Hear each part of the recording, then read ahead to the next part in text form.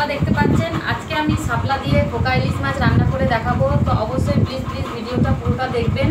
অবশ্যই আপনাদেরকে আশা করি ভালো লাগবে আপনাদের কাছে।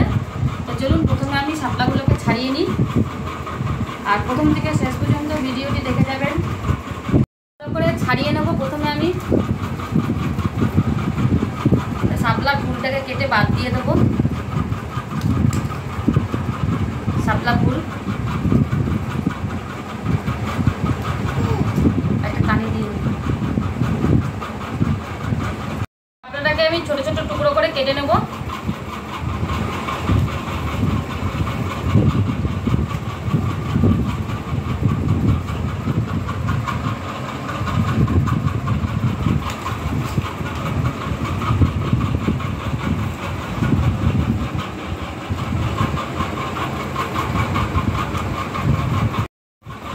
আমাদের মধ্যে দুর্গাপুজো হয়ে গেলে আর শাপলা খায় না, তো পুজোর আগেই যা শাপলা খেয়ে নিই আমরা।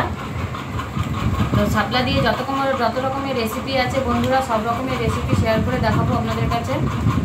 তো আজকে আমি প্রথমে শুরু করছি পোকা ইলিশ শাপলা দিয়ে।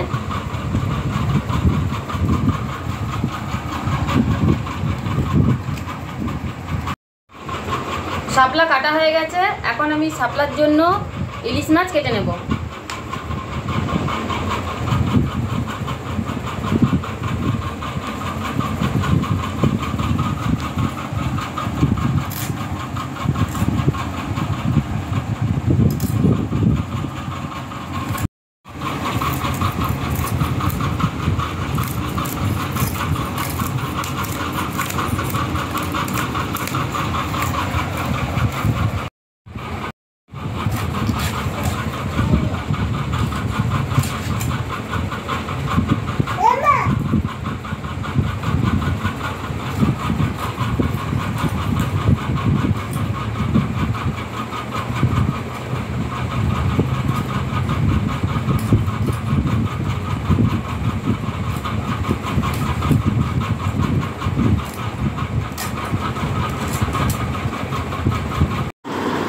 শাপলাটাকে আমি পরিষ্কার জলে ধুয়ে নিয়েছি, নিয়ে একটা গামলার মধ্যে ঢেলে নুন হলুদ মাখিয়ে আমি রেখে দেব। এখানে আমি নুন হলুদ মাখিয়ে 5 থেকে আমি 10 মিনিট রাখবো, যেহেতু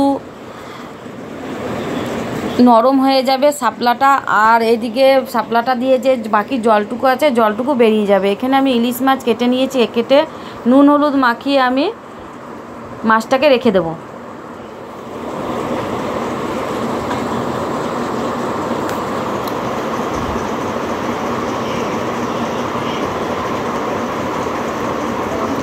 এদিকে কড়াই বসিয়ে দিয়েছি, কড়াইতে আমি সর্ষের তেল দিয়ে দিচ্ছি।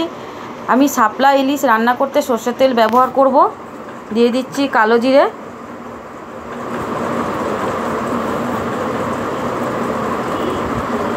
তেলটা খুব ভালোভাবে গরম হয়েছে, আর তেলটা ভালোভাবে খুব গরম না হলে একটা কাঁচা তেলের গন্ধ করবে। এবারে আমি এই তেলের উপরে শাপলা দিয়ে দিচ্ছি। শাপলাগুলোকে একটু আমি জল ঝরিয়ে দিয়েছি, যেহেতু এখানে অনেক জল বেরিয়েছে বন্ধুরা। তো দেখুন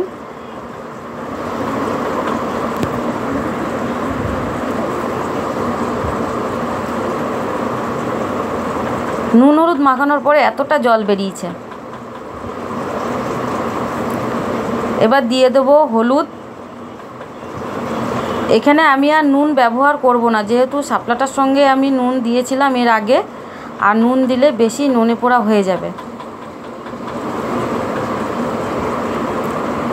এবারে ভালো করে নাড়িয়ে নেব। এখানে আমি এখন দিয়ে দেবো 4 থেকে 5টা চেরা কাঁচা লঙ্কা। আর শাপলা একটু ঝাল ঝাল না হলে ভালো লাগে না। এবারে আমি দিয়ে দেবো ইলিশ মাছ। ইলিশ মাছগুলোকে আমি এইভাবে সাজিয়ে দেবো, যাতে শাপলার যে জলটা আছে জলটা ইলিশ মাছের ভেতরে ঢুকে মাছটা সিদ্ধ হয়ে যায়। একটু হালকা করে নাড়িয়ে দেবো যাতে মাছটা না ভেঙে যায়। আর এই শাপলার যে জলটা বেরোবে বাকি জলটাতেই মাছটা সিদ্ধ হয়ে যাবে।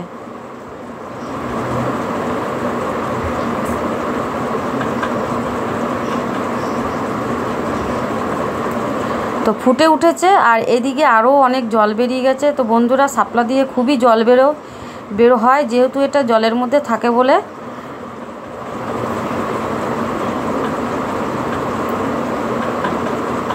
তো এই জল টেনে গেছে, তো আমি আর এর থেকে বেশি জল টানাবো না, যেহেতু এটা আমরা গরম গরম ভাতের সঙ্গে খাবো, ওই জন্য জলটা আমি এরকমই রাখবো।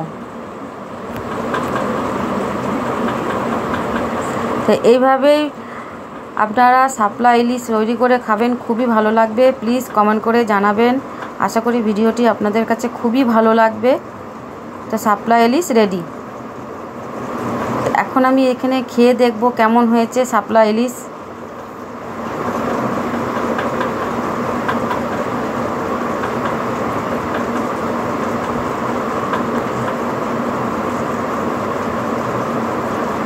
তো খুবই ভালো হয়েছে বন্ধুরা, একদম নুন পারফেক্ট, ঝাল সমান সমান হয়েছে। তো এইভাবেই করে খান। আর মাছটা খুবই ভালোভাবে সিদ্ধ হয়ে গেছে, শাপলার জলেই মাছটা সিদ্ধ হয়ে গেছে। আর প্লিজ লাইক করবেন, কমেন্ট করবেন, সাবস্ক্রাইব করবেন আমার চ্যানেলটিকে। যারা সাবস্ক্রাইব করেছেন তাদেরকে অসংখ্য ধন্যবাদ।